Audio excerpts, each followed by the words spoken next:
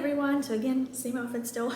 Paxton's still sleeping, so I'm hoping I can knock out this video before he wakes up, so that way I can start posting, you know, more fun videos and not just me talking and taking you guys back in time. So this video is basically just a quick recap of the pregnancy so far. So like I said, I'll be 33 weeks on Thursday. Right now is Monday. And so I'm in my third trimester. So I'm gonna give you like a quick little highlights of, you know, what happened in the first trimester, second and third. So first trimester, I found out very early with this pregnancy. I found out at 3 weeks and 2 days, and we actually found out got the positive pregnancy test on Drayton's death date. So for those that are new here, so our first pregnancy, we lost at 18 week, and we lost him on November 13th. And then Paxton, my water broke with Paxton on April 15th, which was that baby's due date. And then Paxton came the next day. But for us, that was always kind of like a little sign. And I always thought that even though Paxton's due date wasn't until April 28th, I always thought that he would actually be born on April 15th, but no, my water did break. So for me, that was always like a little sign and a connection, like connecting, you know, our other little boy to Paxton. And now I feel like this is kind of a connection as well, because we found out that I was expecting on his, you know, on the day that we found out that we lost him.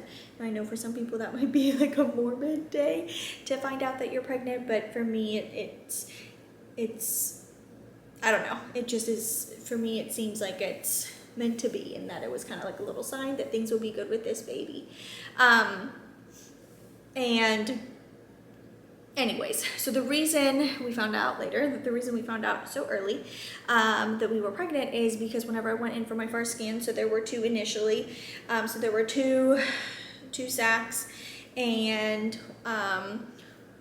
one of them, you know, so this one, I could see the embryo and the little heart, and then the other one, there was a little something there, but no heart, and it was a lot smaller. And then we had a follow-up scan the following week, and at that appointment there was no change, and that baby didn't continue growing.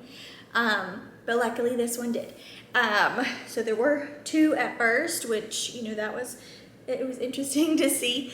And then the other thing that was kind of like a big deal that happened in the first trimester is with all the Listeria contaminated salads that have been happening, I feel like, constantly. I was on Instagram early one morning, and someone was sharing about like the Listeria outbreak, and I immediately looked to see, you know, what lettuce it was and what brand and what stores, and it was where I had purchased. And then I looked at the lettuce I had and the batch number or the lot number, and it was the one that was recalled. So I called my OB, and they put me on an antibiotic prophylactically, just in case, so that, you know, if I was exposed, that it, you know, wouldn't harm the baby in any way.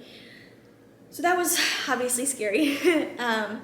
And then second trimester, we had a tiny little scare too when we had our first part of the anatomy scan at 18 weeks, but there were still some structures that we couldn't see yet. So we had to go back at 20 weeks, and then at 20 weeks, we saw some fluid around the baby's heart, and the doctor wasn't sure if it was an issue or if it was like a physiological thing. And so we had to wait a week and kind of rescan and see if the fluid around the baby's heart, if it like grew or if it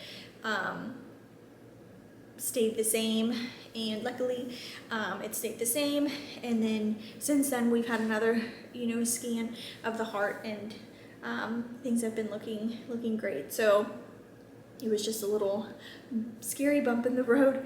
And then now we're in the third trimester, and things are going well. The only thing is I did have an asymptomatic UTI, which they just found out from a routine urine, was put on an antibiotic. We checked to make sure that everything cleared up. I still had a UTI, so then was put on another antibiotic. And this whole thing actually led me to switch doctors because I was put on an antibiotic that wasn't necessarily pregnancy safe. So I kind of questioned it, and because my chart at the OB's office that I was seeing, it was always kind of like a mess and it wasn't very clear, and I always told them like it was confusing if a provider who doesn't normally see me as a patient has to answer a question, because the first thing that was listed was fetal demise, unknown fetal demise, history of unknown fetal demise, not currently pregnant. Well, obviously I'm pregnant, and if the doctor just read that and thought I wasn't pregnant, then obviously they're going to prescribe me medication that isn't necessarily pregnancy safe. So I questioned that, and it's a good thing I did. So always go with your gut. And I actually called them because it was after hours when they sent in the prescription, and I called and I said, hey, it was the same doctor who prescribed, and I just said, hey, like I want to make sure you knew I was pregnant because my chart's unclear. And he was like, yeah, I know you're pregnant, still want you to take it. I still wasn't really happy with that response. So I just kind of wanted a second opinion. So I called the MFM on call and, kind of told them the same thing. I didn't tell them that, hey, I already called and asked them if they knew I was pregnant. I kind of played it off as, hey, this was sent in after hours from a different provider that's not normally mine. I don't know because my chart's unclear. I don't know if the provider knew I was pregnant or not. I just wanted to run the medication by you and make sure it's fine. And she was like, no, I'm glad you called. Definitely don't take that. And she prescribed me a different medication. And that was kind of like the last straw with that OB's office. So I completely transferred care over to MFM. And now I have to go to UNC, which is a little bit of a hike for us. But I'm going to be seeing MFM in here, which is different from in Charlotte, because in Charlotte, the MFMs did not deliver the babies and do prenatal care. They just did the scans. But here at UNC, they actually do all your routine prenatal cares, visits, and then they also are the ones delivering, which is definitely very good and something that we like because of our history. We just, I'm a little bit more than just, a normal pregnancy. So we like having, MFM kind of be in control of everything. So we switched over.